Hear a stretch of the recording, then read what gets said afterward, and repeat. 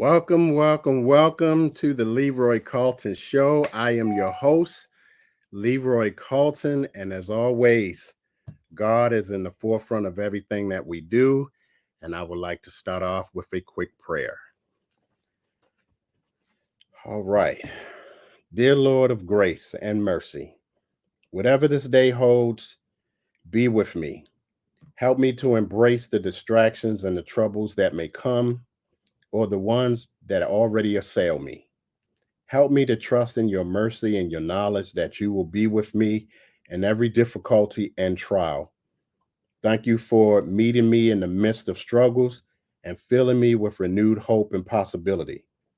I know that you have everything under control and that you are ready, even now, to help me carry the load.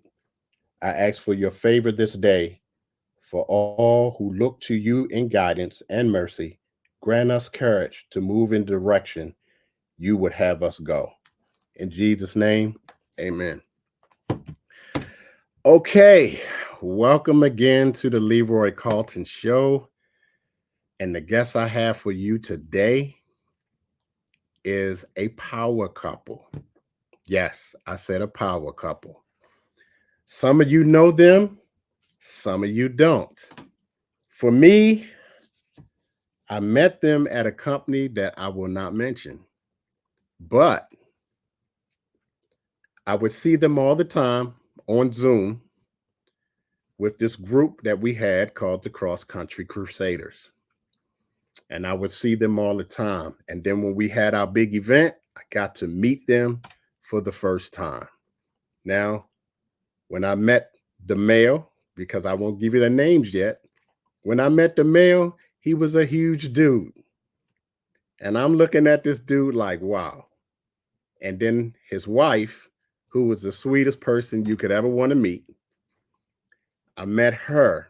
We also was in Sandy Springs, Georgia together for LBA, which was an awesome event. So let me tell you a little bit about them. They have been married for 18 years.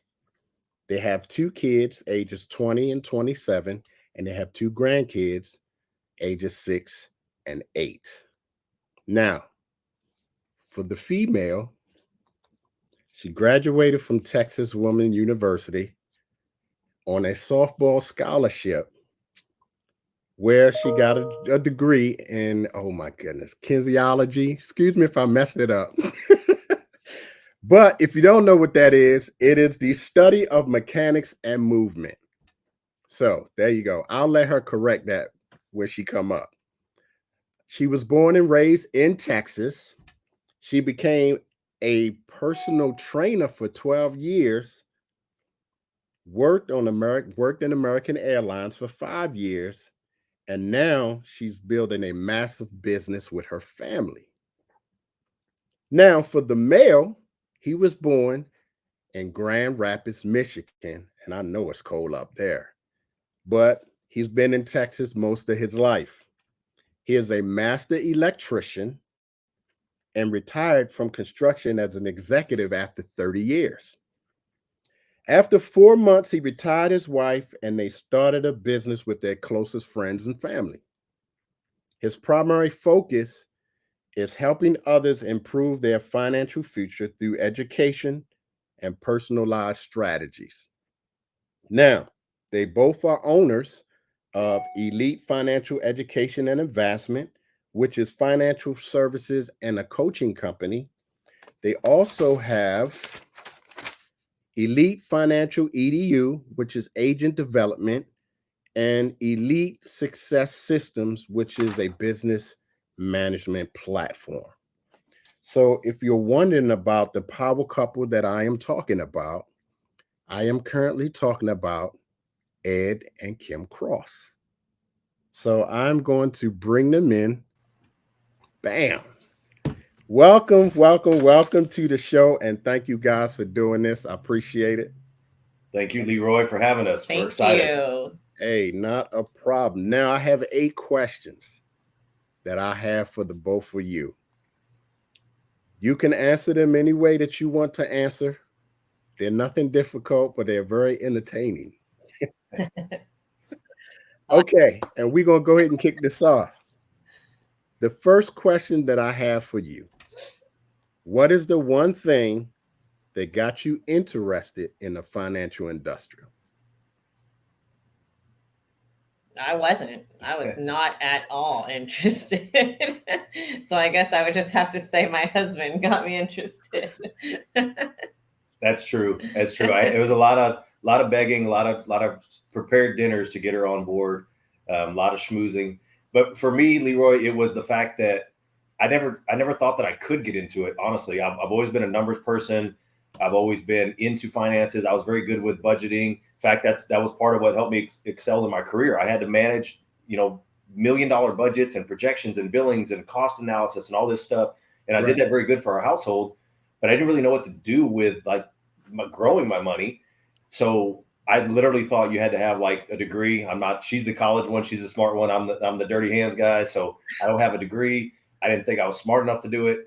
And then that we're in finance and insurance. The insurance side of it, that just wasn't sexy to me. Like that didn't appeal to me at all. So I was like, not smart enough for finance. I'm too sexy for insurance. It's just not for me. And then come to find out, I could do both. Somebody just had to empower me and give me the education to understand it enough to be able to take that step forward. Okay. I like that answer. Okay, now this is a two-part answer, a two-part question. Ed, working with your wife, how have working with her impact you? And Kim, same question. You want to go first? Ladies first? I'll go first. The main thing with him is he is all about systems. I know that most of y'all that know him know that. And he's very system driven and organized. And I am not at all. Like I could care less if the tab goes in the right direction on the fast start or whatever. I do not care. But it's definitely made me get more organized because I have to try to, of course, keep my thoughts and everything together, but try to stay ahead of him a little bit because he feels, I mean, everything goes through him. He's the face of all of our business. And if he isn't up to speed on stuff, then our business kind of stops. And so I have definitely had to grow in trying to stay a little bit ahead of him so he's ready. He's got everything in control and definitely gotten more organized. Okay. Hey, so I don't know if it's just my wife or if it's other husbands out there with wives. My wife watches murder shows like every time she's not working. So I know if I disappear, I'm saying it loud. I didn't just leave. She did something. So it's made me working with her. It's made me learn to be a lot more patient because I was a bulldog in my previous career. I was, quote unquote, the boss. I was a very servant leader, but I also knew when things had to get done, I could push the trigger and get it done. It doesn't work so well with your wife. I've also gotten very nimble at like dodging things when she throws them. I'm just kidding. She's not like that. She doesn't do that. But the patience thing was big and I had to relinquish control because I was used to being in control of how things went. And if it didn't go well, good or bad, it was always on my shoulders. And I've never really had anybody like partner with me to build that. And then she does do things different than me. I like, for example, like spreadsheets. I know how to write macros and do all this stuff and automate it. And I'm like, here, I can save you time. And she's like, no, because then if I move this, it'll break it. I'm like, yeah, why would you move it? She's like, well, I don't know. I might need to. So I had to just relinquish control, let her really do her role the way it best suits her. Let me stay in my lane. So it taught me to stay in my lane and trust her and rely on her. But it's been challenging, but honestly, it's been a lot of fun because everything else that I built in my life, I kind of built by myself. So it's good that we figured out that balance to work together because it does take the pressure off. Like I know when I'm tied up in front of the computer doing things all day long, I know when we do get a chance to talk, she's got things moving on the other side of it. So it taught me patience. It taught me, to relinquish some control and just trust somebody else to build a business with. And it's getting better. I mean, we were yelling at each other last night at 9:00 because I moved an appointment in his schedule and he was ready to be done, but it had to be done. And it just, and we yelled, and then I walked out of the room and it got done. So it's all good. Ultimately, what we're trying to tell you here is if you are working with your spouse, just give her way and everything will be all right at the end of the night. Hey, you ain't got to tell me that. Happy wife, happy life. That's right. Okay, that was awesome. Okay, here's the next question. What excites you about the future of your businesses?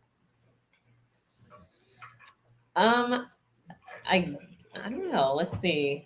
Help me out with this one. I'll go first. For me, it's not just the changes that are happening in our life, the freedom. I was at a job that controlled all of my time. In fact, when I retired, it was during COVID, so I was on the road, living out of a suitcase in a hotel room, driving 1,000 miles a week because airports only had 2 or 3 flights a day. So for me, I'm excited about the continued freedom that we've been enjoying for the past little over 3 years. And then on top of the time freedom, the financial freedom that we're creating, but it doesn't just stop with us. Like we're very focused on community. Like we're passing, our daughter's 20, she's licensed, she's in business with us. Like in this year, 2024, she'll turn 21 years old in March. She'll graduate college in June, and she's going to retire from her job. She doesn't have a career yet, but she's going to retire and be full-time in the business this year. Awesome. So for me, I'm excited about the growth of the impact we can have on the community, our family, we got grandkids, like our grandkids sit in here and listen to us on calls talking about financial education, but the impact we're having, not just on our agents, helping empower them to build the life that they want, the overall community too. Like every family we sit with, I 100% know we're putting them in a better financial place than before they sat with us. And sometimes that's just helping them rearrange, where they're putting their money. Sometimes it's helping them do exactly what we did, increase their earnings and get that time freedom for them and their family. Like that's the biggest thing for me, is just the impact that we can have in our whole community. And when I talk about the community, I talk about the human community, because it's right now you're talking to Kim and I, but we have agents all across the country that have the same servant heart that want to do the same things. And we can change the world one person, one family at a time. So the community doesn't stop with just the area we live in. Like I really want to help everybody empower themselves with financial education so they can build a better financial future, make more money, have more time to spend whatever not everybody has a family. Maybe you want to spend time jet skiing in Hawaii because you're single. Great. Well, let's build you a life where you can go do that. That's what I'm really excited about, is just the opportunity that we have to create better futures for everybody that we have a chance to impact. I totally agree. I agree with that as well.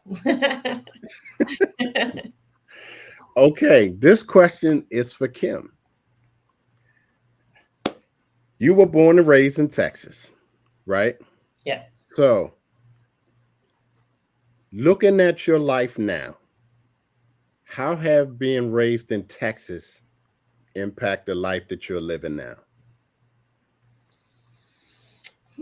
I mean, I hate the cold. Like it's been cold here in Texas the last week and I cannot stand it. I will literally have 2 coats on over a sweatshirt. And so I will never move north. But there is something that is called Southern hospitality. And I think that is something that is very real. And I empathize with everyone I talk to. I am very patient. And I have to be, and I will write it out for as long as it needs to, as long as it's going to take. But I have been raised by 2 amazing parents that are caring and giving and inclusive, and that is, and my mother is half Hispanic, and so it's the Hispanic in me and the Texan in me that we are just like, okay, whatever has to be done, we'll make sure it gets done, and it doesn't matter how long it takes. And we love everyone, we include everyone, and we want everyone to be our friend. That is awesome. That is awesome. So, just an addition, are you a Dallas fan? No. I knew that's why I loved you. I knew that's why I loved you. My parents are, and sorry, Mom and Dad. Man. Hey, Leroy, let me touch on that. Let me share on that real quick. So, I'm from Michigan. Okay. You can only be a Detroit Lions fan, even though they're doing great this year. You can only be a Detroit Lions fan for so long before you have to have like a second team. And I grew up, and my mom loved the Redskins because of John Riggins. So that's my team, Detroit and Washington. And I tell everybody, I got three favorite teams: Washington, Detroit, and anybody playing the Cowboys. I know that's right. Well, I'm a Steelers fan, and my boys got beat by Buffalo. Man. But I mean, the Bills balled out though. Yeah, we hung in there, but we don't have a quarterback, so yep. I didn't see us beating them anyway. So good stuff. Good stuff. Okay, for you, Ed, this is your question. Coming from the construction industrial that you were at as an executive, how does that compare to what you're doing now? And what did you take from that to bring into your business now? Man, that's a great question. I'm going to be honest with you. When I first came into this industry, we're part of Team Elite. Amazing culture. It was weird, super weird to me in the beginning. I come in, I'm listening, I'm following, I'm trying to learn. I came in as a subject matter expert in my previous career. Like, I didn't know everything, but I knew where to find the answers. And I came into this industry not knowing anything. So I wanted to read and research and figure out everything I could before I started. And then Jason Bove, who was on your show, I call him Brove, who was on your show a couple of weeks ago, he was the one that was training me and guiding me in this journey. And he was like, dude, you're going to be successful. You've been successful at everything you've ever done, but I only know one way to do this. If you want me to help you, you got to do this. And then I had to swallow my man pride and say, okay, just let me let this guy tell me what to do. And it's hard for me too, because I'm 6'2", he's like 5'8 3/4. I'm just kidding. I love Jason. We're close friends. So I had to pick on him a little bit on this, but he told me what to do, and I just started doing it. And it started working.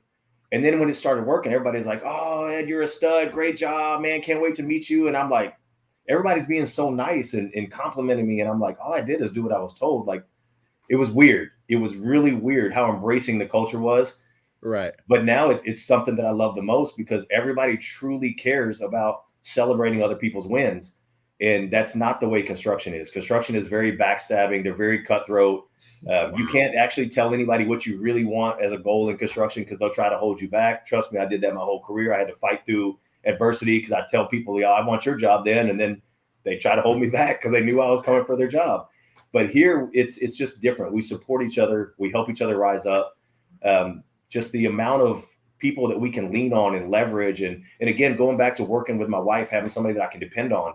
I never had that. Like, even in construction, people that I worked with for 10 years, I know how powerful greed can be. And I know how powerful, success and recognition can be to change people. And I watched it happen to people that I groomed and mentored turn around and try to cut my throat when they could get an extra $1 or $2 an hour. It's not like that here. It's so different.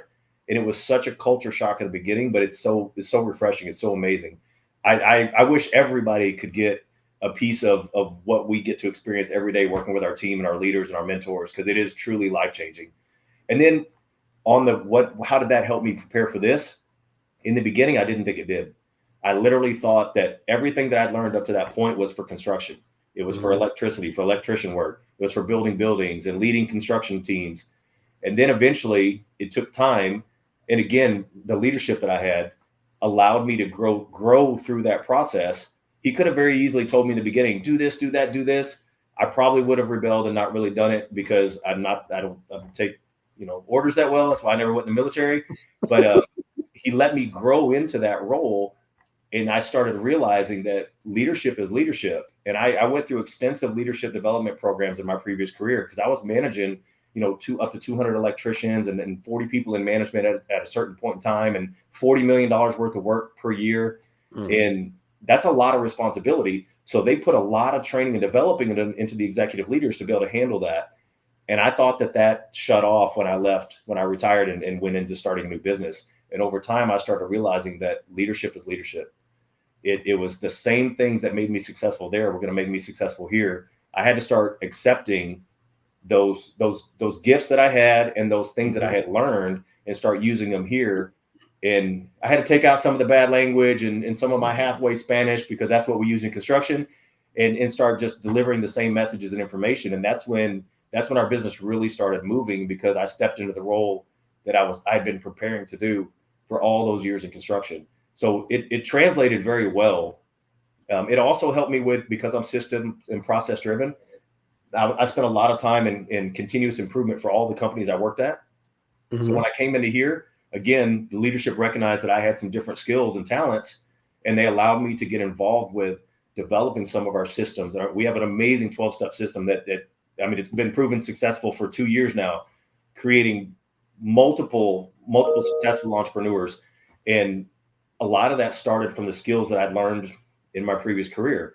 I just had to get around the right people, and we all started working together as a leadership team to start putting that stuff into place. So honestly, everything that I built up to that point, when I accepted it and I realized it all transferred over, because that was part of who I became. I was shutting that part off in the beginning. That's awesome. That is a great segue into this next question. That is awesome. Okay. Who would you say was, and the both of y'all can answer this, who would you say was the biggest influence on the both of you, and who are the people that you looked at as mentors?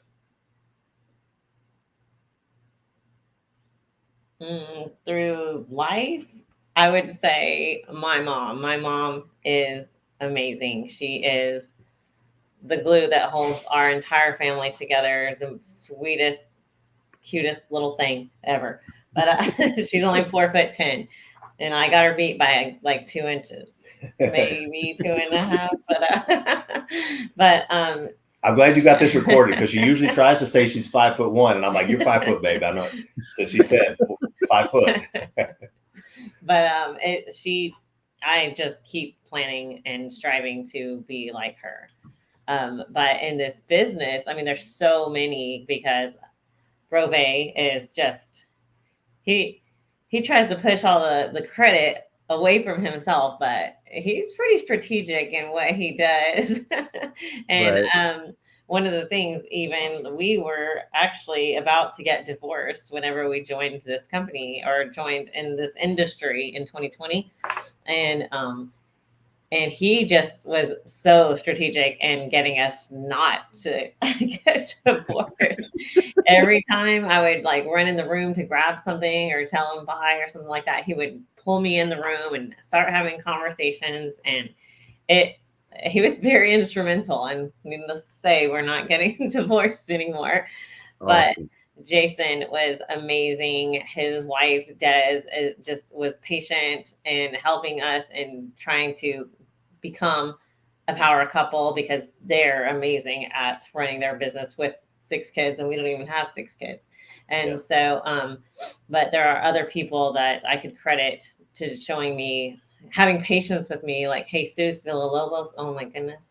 He probably got so tired of me because I was learning this industry, and I was the one putting in the applications, and I wouldn't know what to check the box on this and don't check that. And he was so patient with me, and I would call him so many times a day. And there's so many others. My mother-in-law, Jackie Ruiz, she has been amazing. She helps me stay sane, because I get very behind because I'm not organized. And and she'll just take a day with me and hop on with me and help me get organized and get caught up and just take some of the stuff off my plate. And she is the best running mate and referral partner ever. And everyone needs a mother-in-law like Jackie Ruiz. So. Well, man, great. You covered like everybody, but yeah, obviously, Leroy, my mom too. I was raised by a single mom. She taught me how to overcome adversity, how to work hard, life's not going to give you what you want. If you want something, you got to go get it. And coming into this business, because I'm going to be honest, through my whole construction career, I never had anybody help me. Never had a mentor. And I know now, looking back, part of that was probably me, because I never asked for it. I was the guy that, like I said earlier, on my annual review, they say, what's your goal for next year? And I'd be like, well, I want to become, a project manager. Well, you can't. That's my job. And I'm like, well, we're going to expand or grow? No, I guess I'm taking your job then. Well, then guess what he did to me for the next 12 months? He tried to hold me down as much as he could. But I Yep. promise you this, I still took his job. Every time that I did that, I did it. But I made it harder on myself by being that person. I just didn't know any different. That's something that I definitely learned from my mom. But coming into this business, geez, so many people. She just named a ton of them, but obviously Brove was huge because he knew how to handle me with kid gloves, so to speak. Because I was the bull in the china cabinet. Like I came in and I'm like, dude, just tell me what to go and I'll run through it. And I was like, I'm going. And he's like, hey, you're blowing people out. Like you got to stop being so aggressive. And I was like, well, if they're not running with me, they said they told me this. And he's like, you got to meet people with. So he's really done a good job at tempering my pace through the business because everybody is not me. Everybody's going to move differently. And I knew this from leadership development before. But when you're leading a volunteer army, it's completely different than when people have to do what you say. And I'm asking questions, and when people are telling me they want to do things, I'm assuming that they say it with the same intention that as I would say it with. But sometimes people aren't quite as committed or dedicated as me, or they get distracted. They have more going on in their life than we do because our kids are grown. So I had to learn to accept that, and Jason was a huge part of that. Another thing that he did is very quickly, he knew I came in with that executive mindset. So he connected me with leaders like Jeff Levitan and Greg Capp, like right off the bat. And I met you at that event, and I realized that I got to step my shoe game up. Like I can be who I want to be. Like everybody, like people don't realize, but I watch everybody that I've been coming in contact with over the little over 3 years that we've been in this business has been an impact in my career and our success because I'm a consumer of information and knowledge and whether that's the design of your shoes or the way that you carry yourself on stage or the way that you run your podcast. Like I'm paying attention to everything because I know at some point something that I learned from you or saw from you or observed from somebody else, I'm going to be able to use in my life to be a little bit better. So there's been so many people. I could list a whole ring of names, but everybody that's in Team Elite, we've been together now for little over 3 years with Team Elite. We recently switched brokerage firms in the financial industry, but we have the same core group of people. I've learned from every one of them. And that's the beauty of what we do is just that family culture that we've created to where we can all lean on each other and help each other grow and learn from each other. So I don't want to go through the whole list of names and take hold the rest of the show. I know you got some more questions, but it's literally been like everybody that I've come into contact with in the last 3 years. Hey, this show is about you guys. I have to give one more person that I forgot. Yeah. Kristen Heisler. Yeah, she's awesome. I admire her so much, and she runs so many businesses. She's an amazing single mother, just the best outlook on life, 100% positive. She will help me out in a pinch. She will always be there for me. And she gave this amazing speech on how to the spinning plates speech. And we live by something called the 5 F's, and it's your faith, your family, finance, fitness, and fun.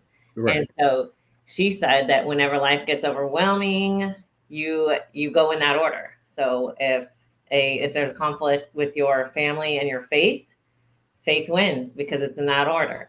If there is a birthday party and you are going to church or whatever, they all conflict, you go with whatever is in that order, and it has to be that way. And that just made me realize, okay, there has to be a priority level in everything we do for our lives to look as amazing as hers looks. And so yeah. And she's so strong and powerful, and I give lots of credit to her. Yeah, ditto. Yeah, Kristen's awesome. I mean, I agree. I agree. Because on my arm, I have a tattoo. It's a heart, and it has my list of priorities. God, my wife, my family, then me. So I get it. Now, as far as the shoe game, I thank you for the compliment, but that's all the wife, brother. That is all the wife. I remember, man, when you came off that stage, I was like, man, I got to step my game up. That is all the wife. She be finding me some crazy men's shoes. She'll buy them and she says, sweetie, this is going to go with this suit that you got. And I'll but just you owned it. You rocked it, Leroy. You owned it. Hey, Not everybody could pull that off. but if you want to talk to me about tennis shoes, then I'm your man. But if you're talking the dress shoe game, that is all my wife. That is all her. You But remember what I'm talking about, right? At that yeah, 2021, that I convention in noticed. Georgia. And Jason asked me about those shoes as well, Yeah. because everybody was looking at them shoes that day. And I'm wondering why everybody is looking at me and looking at these shoes. But everybody loved them. But you was the thing about the shoes. But Yeah. all that credit goes to my wife, brother. I love it. Great job. Great job. Now, which is a great segue to the next question. You two have one of the biggest teams in the company right now. So here's my question. How do you look at your team, and how does your team impact the both of you? I look at our team as complete equals. Like I've only been in this industry for 3 years, and we have people that have been in the industry for way longer than us. And there's no way that I know more than they do. And so I am eager to learn from all of the amazing people on our team. We have this army, this small army out in San Antonio, Texas. And oh my goodness, they keep us on our toes. They are 5 steps ahead of us, and we're just trying to keep up. And shout out to Vahid and Maribel and Lisa and all the people down there in San Antonio. But there's over 100 people on our team, and every single one of them know probably more than I do, and I can learn from every single one of them. And I am just want to be 100% available to them. Mm-hmm. I will answer their phone call whenever I absolutely can. I am, if there's a reason that they're calling me, and I am eager to help. So complete equals. Yeah, I second that for 100%. In fact, I had somebody yesterday say, "Hey, so how should I introduce you?" And I was like, "Business partners. We're building this together. We're business partners. It doesn't matter, when you're building a financial services agency. There's always like, oh, the broker, the agent, the upline, the trainer. That I don't support any of that. Like like Kim said, we're equals. We're business partners. We're all building our business together, and that's the way I try to treat everybody. I know that we came into the business and we had some pretty rapid success compared to what a lot of other people had experienced. I'm going to be honest, it was not what I expected. I expected a lot more. We fell short of my goals many times, but we keep pushing, we keep grinding. But I truly believe now that with the business partners that we have, we're going to exceed all of our goals because we're going to help every single person that's in our agency exceed their goals. So by default, when they exceed their goals, we'll exceed ours. We'll help our business partners that are above us exceed their goals. But it's all about the equality, just treating people with equal respect. We all have different gifts and talents. Like I said earlier about learning from everybody in the business, being observant. It's the same way with everybody on our team. I don't care if you came in 2 minutes ago or you've been in the industry for 20 years. I'm with Kim. I've only got a little over 3 years experience in the industry. I put a lot of work in to get to where we are. I've learned a lot because I don't sit still well. When I don't have client appointments or agent appointments, I'm reading, I'm researching, I'm learning. I mentioned it earlier, I'm a consumer of information. Like I love to learn and try to get more knowledge, and I share it with people, but I also learn from other people. I'm always open to learning new things. Some of the things, the best things that I do on a daily basis, I've learned from people that came into this business after us and had no clue what they were doing. So I'm just very, very grateful that we have such an amazing group of business partners. And what it does for me is it motivates me and inspires me to always keep my game up. Like I always have to perform. Like Kim said last night, she double booked me, and I'm a very big stickler on time and being on time and things flowing the right way. When they don't, it frazzles me. Like, yeah, it throws me off my A game, and I got to refocus. So we were literally like, we weren't yelling. She said yelling. We weren't yelling. We don't yell at each other. But I was literally like, dang, you can't do this to me. Like, we've got to be on track. Like, the schedule's the schedule. It is the way it is. And she's like, well, it's too late. I already changed it. Here's what it is now. And she literally shut the door and walked out. And the camera came on, and I put on a smile, and I did those next 2 appointments as happy as I could be. I was energetic, because I know that when I'm sitting on that appointment with one of my business partners, brought somebody to the table that needs to hear what we're willing to share, I don't have time to be tired.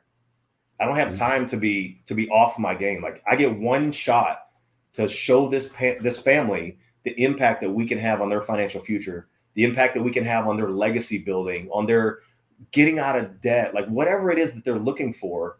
We only get one chance. And if I show up tired and angry and disgruntled, I'm not doing anybody justice. So our business partners motivate me. They inspire me to be better, to do better, to do more, to just always bring the best version of me, because that's what they deserve.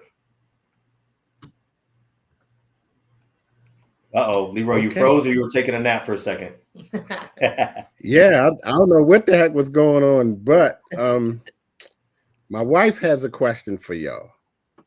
She says, what motivates you to continue in the business when you're hit with a huge obstacle? Can I take this one? No. Okay. Two things, of course, our goals, and we have things to accomplish, and who cares if there's a little roadblock, and then our team, of course. All that we want is for Vantage, for Team Elite, for the people underneath us, everyone involved to be successful, and nothing can stop that, and nothing should be able to stop that. I'm gonna go a little deeper. I was a minority in the neighborhood I grew up in, and you're always gonna meet adversity in life. I had to meet adversity every single day, walking to school, walking home from school, playing football. Every activity we did as kids, I was always outnumbered. I was always ganged up on. And Leroy, that's part of why when I got older, I was like, I got to get bigger so this doesn't continue to keep happening. I'm just kidding. But adversity is part of life, and something that I learned through the trials and tribulations of my own life. And then also when I got into leadership development is like, and then when I started getting more spiritual with the Lord, adversity is part of life. Failure is part of life. You can't stop it. You cannot avoid it. It's going to happen.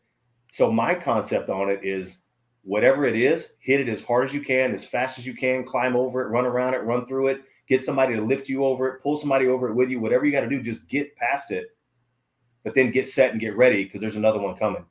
Like, you're always going to have to face adversity. And the more prepared you can be for it, the better off you're able to get through it. So I lead a book club on Saturdays. I should have plugged that and had you plug that in on the ticker or something. But I go through some of the best-selling books and just give like real world insight. Because a lot of people can read a book, but they don't know what to take from it. So I give my insight on them, and we're vulnerable. Kim gets mad and punches me in the neck sometimes after the call, so I'm sharing personal information. But it's to help people relate. Throwing me under the bus sometimes. I'm like, hey, you didn't have to throw that in there. But it's real. It's just trying to help people realize we're all people, and we're all going through the same stuff. We're more alike than we are apart. But one of the things that I always preach, if you let me say that word, is that you always have a choice. You can't control what's happening right now. You can't control what's already happened to you, but you always have a choice in how you handle it. You could be positive about it. You could be negative about it. You can do nothing. You can take action. Doesn't matter what it is. You always have a choice. And when that adversity hits, you have a choice. How do you handle that adversity? Do you let it cripple you, hold you down? And then I know this too. As you delay overcoming one adversity, what happens? The other one's still coming behind it. It's going to stack up and then stack up and then stack up. And now you got 10 problems to deal with, to where if you just go attack that one and get through it, you'd be in so much better place, be better prepared for the next one. And I'll give a little tip here too. Always attack the hard things first, because it's going to give you a boost of confidence. It's going to put that big challenge behind you, to where now you're more prepared for the little ones. And these happen every single day. Every day you're going to face something small, something big. Hit the big ones first, get it out of the way, and then you can roll through the little ones, and maybe you actually get to enjoy a little bit of your time that day. But if you don't, and you avoid the big ones, they stack up, and they carry over to the next day, and the next day, and the week, and the month. And next thing you know, we got depression and anxiety and medications, and like, it's just something that we have to accept as a society. Adversity is coming for all of us, but the blessing that you're looking for, it's literally on the other side of every adversity that you're facing. Man, you're a man after my own heart, brother. Because man, I know exactly what you're saying. And oh man, I always would talk to my wife about being on time. If you're on time, you're late. If you're early, you're on time. Are you talking to your wife or my wife? But hey, both. My wife don't have no stickler for time. I'm not listening. I would always, God, but I get it. I get it. And man, everything that you said was so powerful. Everything that you said. So, your last and final question. Oh, we're at the last one already, Right. Number 8. Yeah, y'all went through them, and with the additional one from my wife. Oh man. If there was any one thing that you could change, whether it be life or the world, what would it be? Any one thing. Dang. Last time I tried to go first, you said no, so I'm gonna let you go first. Well, you go first because I don't want there to be like a long silence. I'm sure you know it already. Yeah, so if I could change one thing, I wouldn't change anything from the past. I had this discussion with Jeff Levitan and some other leaders in his villa in Costa Rica earlier this year, or 2024 last year, and his question was like, if you could change something, would you rather be able to predict the future or change the past, or if you could change anything in your past, something like that? I wouldn't want to change anything in the past because it's already happened, and the past is not meant to hold us back. We're not meant to be stuck there. The past is meant to build us into who we need to be prepared for the next thing coming in life. So if I could change anything, it's very simple. I would actually just want people to be more open-minded, because people are so systematic. They're so programmed. They get stuck in their beliefs because of what was imposed upon us as a child or as an employee. Like, people don't even really understand how we're groomed through the education system to become employees into the working system. If we really understood, if we were ever taught through school how to become an entrepreneur and how powerful that can be and how freeing it can be and how profitable it can be, we would all have a different outlook on a job versus business. But the open-mindedness holds so many people back, or I'm sorry, closed-mindedness holds so many people back. They're not open to new relationships. They're not open to new business opportunities. They're not open to new solutions to build a better financial future. They're not open to receive the message that God's been trying to give them for 20 years, and they're so stubborn they keep denying that that's what it is. That's, to me, is like something, if I could change that, if I could just have everybody, I don't know, maybe we could start small, one day a month. Kind of like that movie where Yes Man or whatever, where they have to say yes to everything for however long. Like, just be open-minded. Just put down your walls. Stop being so guarded, because a lot of times, a lot of that self-inflicted too, because of the traumas we've been through in our life. We forge these walls around our future, and it's not beneficial for anybody, for you, your family, for the ones around you.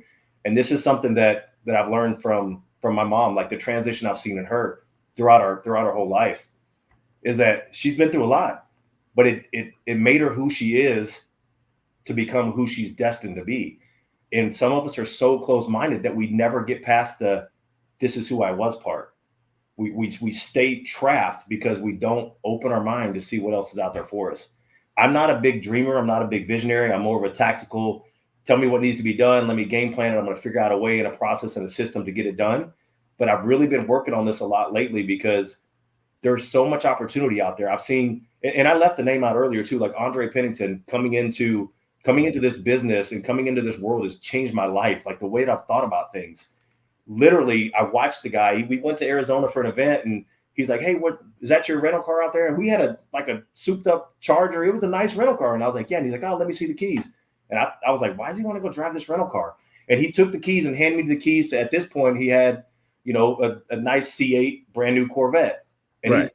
he's like, just drive this. I was like, dude, we're here for 5 days. He's like, yeah, just drive it around. I don't care. And then the next time we went out, he's like, hey, I'm going to trade the Corvette and get a Lambo. And I'm like, this dude's like, he's a visionary, and he's not doing it to flex on anybody, but you get to this point of success in your life, you got to do these things.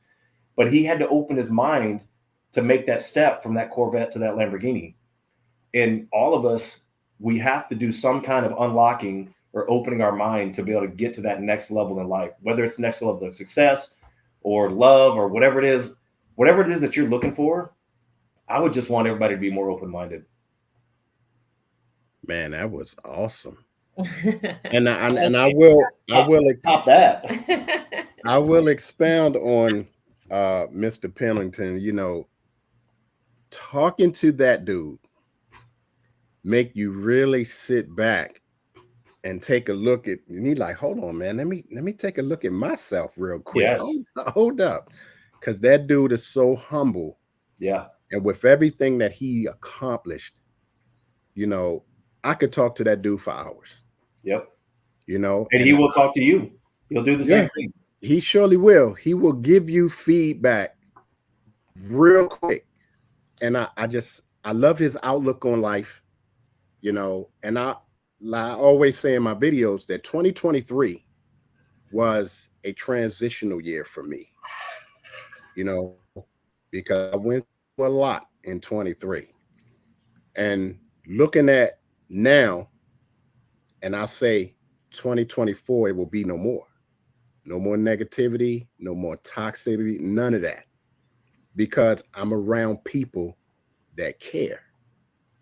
Now, my wife, I think one of the reasons she asked you that question is because the company that we left, and you know the company all too well, put a bad taste in her mouth.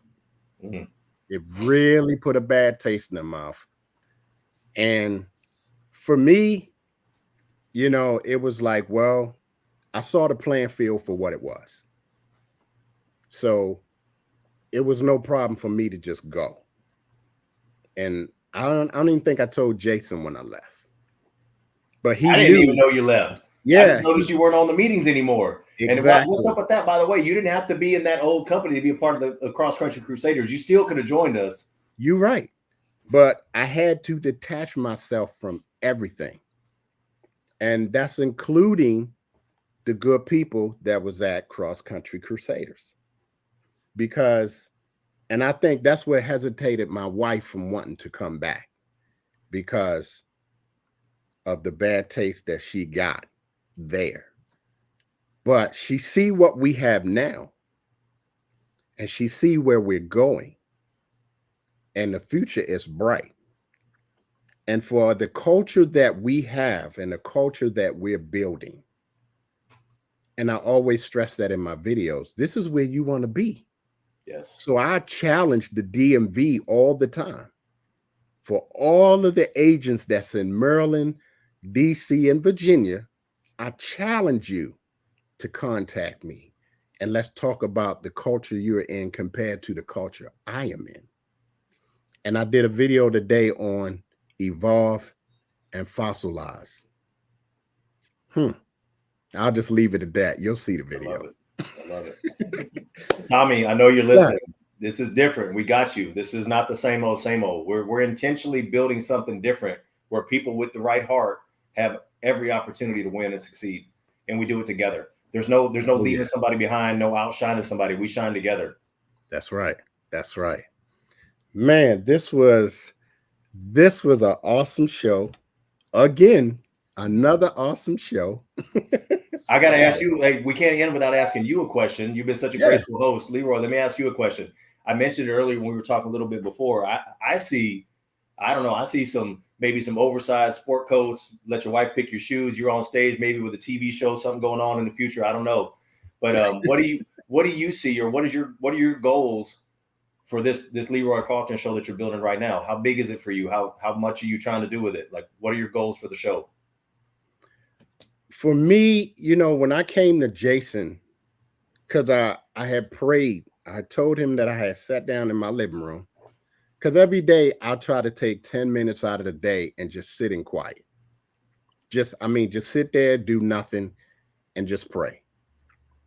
So I asked God to give me something that would not only make an impact on people, but make an impact on my team and business partners. And then I think we was on a training call and Natalie said, when you pray, God will give you a vision and then he will give you a name. So when I woke up that morning, I said, you know what? I'm going to start a podcast and I'm going to call it the Leroy Carlton Show. And the first person I'm going to interview is Jason. So I called Jason up that morning like, hey, man, check this out. This is what I got. This is what I'm going to do. And I need you to be my first interview. And he was like, yeah, I'll do it. Hey, no problem. So we did the first show and we got a pretty good response. Mm-hmm. And I was pretty impressed because it turned out to be a pretty good show. So then I contacted Andre. Andre said he'll do the show. And I'm going to contact pretty much everybody that's on our team because I want to put you guys in the light. This is my purpose of doing. I want people to see you. I want people to know the kind of people that we have in this company. And not only will it shed a light on you guys, it would also shed a light on me and it'll shed a light on the company. 100%. And people will see that and they're going to want to know what it is that these people got. I need to be a part of that. So that's pretty much where I'm going with this show. Just think about it. Every time we do training, we start off with prayer. Same way I start the show off. Yep. Because I want my show to be linked to what we're doing. I want people to understand exactly what we have. It's not the same old that you're used to. When you think of Prime America, when you think of World Financial Group, when you think of Family First, when you think of PHP, when you think of all these companies, they are all the same. 100%. We are not in that rim. Oh, no, sir. In no kind of way. So I want my show, my team, my business partners, and everyone to be lined up. So whenever I do a show, interviewing one of you all, because my next guest is John and Tony Serrano. Another amazing power couple. Another power couple. Yeah, they're awesome. So I want people to see you guys for what you are. Yeah, we doing this, we're making this happen, but in the end of the day, we're human and we all trust God. Yes. God is in the forefront of everything that we do. So why wouldn't you want to come to this company? Absolutely. So I hope that answered your question. Yeah. Hey, I'm telling you, brother, I told you earlier, like I'm seeing like the Steve Harvey show. He's getting older, man. It's going to be the Leroy Carlton show on NBC, CBS, whatever, whoever gives you the best contract. You might be hosting Family Feud someday. We love Family Feud. You got to keep it funny. You never know. But wait, we're very thankful to be here. And yes, man, if for anybody that's new and hasn't seen the Leroy Carlton show, watch this one first. Don't go back and watch Jason's and Andre's first because we can't follow that. Watch this one and then go back. Act like this is your intro to those ones. But Leroy, thank you so much for having us on. We're very excited. I actually, this is the part Kim doesn't like me sharing. She did her hair. She looks all beautiful today. I love it. She's sitting next to me with her hair down, not in a hat or a ponytail. So thank you for that because I'm really enjoying the view right here. It took me like an hour. Look how long this is. You didn't have to go through all that trouble. I'm thankful she did, though. She always looked nice. She does. She does. I mean, you didn't have to go through that trouble, but I appreciate it. I appreciate it. So I'm going to put you guys in the back of the studio, and I'm going to go ahead and close out real quick. Yep. Well, there you have it, ladies and gentlemen. Thank you so much for coming on to the show and watching the show. You got to see Ed and Kim Cross, great business partners, great friends, and an awesome power couple. as I always say, I always like to give you a book at the end of the show. So the book that I'll give you today is called Leaders Eat Last by Simon Sinek. If you haven't read this book, read this book because it is awesome and I recommend it for any leader. Even if you're not a leader, read the book. So next show, my guest will be John and Tony Serrano, another power couple. And I'm sure it's going to be another great show with them as well. So again, I thank you. God bless. And until the next show, take care and be safe.